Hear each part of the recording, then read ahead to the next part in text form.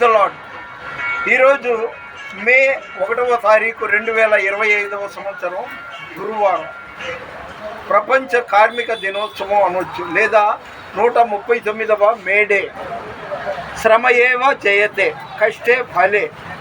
శ్రమలోనే దేవుడిని చూడొచ్చు. కాబట్టి కష్టపడే వాళ్ళు, రోడ్ల మీద చిరు వ్యాపారాలు చేసుకున్న వాళ్ళకి నా శుభాశిస్సులు. ఏ నాటికైనా మీరు పైకి వస్తారు.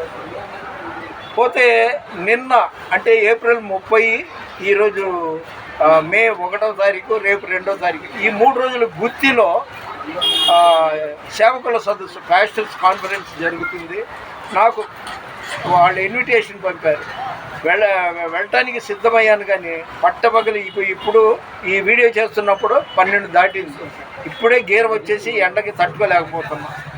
అందుకని ఈరోజు దేవుని చిత్తం కాదు, అక్కడికి వెళ్ళదలుచుకోలేదు. సరే, అటు లోకంలో పాట, ఇటు దేవుడి పాట, ఒకే ఒక బిట్, 1/2 నిమిషం కంటే ఎక్కువ ఉంటుంది.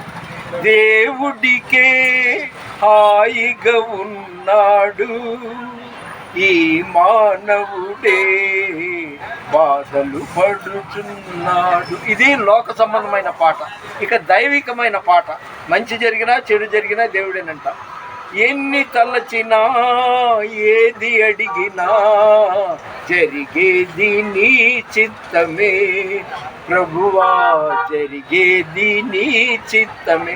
అంటే మంచి జరిగిన, ఇవాళ బీభత్సంగా ఎండ ఉంది, రాత్రి వర్షం కురిచింది, ఏది జరిగినా ఆయన చిత్తమే జరగాలి. మనం ఎవరండి అప్రాలు, దేవునికి యాంటీగా జీవించేవాళ్ళం.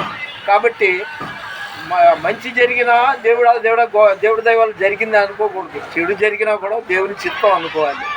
మీరు ఈ యూట్యూబ్లో వీడియో చూసినందుకు మిమ్మల్ని, మీ కుటుంబాన్ని దేవుడు సమృద్ధిగా దీవించును గాక. అంటే మనం ఆమెన్ అంటాం క్రైస్తవులు, అంటే అలాగే జరుగుద్దని. హిందూ సోదరులేమో తదాస్తు అంటారు, అంటే అలా జరుగుద్ది అని అర్థం అన్నమాట. కాబట్టి ఈ వీడియో చూస్తున్న వాళ్ళని, ఈ వీడియోని షూట్ చేసిన వాళ్ళని, వారి కుటుంబాన్ని సర్వశక్తిమంతుడైన దేవుడు సమృద్ధిగా దీవించునుగాక. దేవుని పరిచర్యలో మీ రత్నం ఫ్రాన్సిస్. God bless you.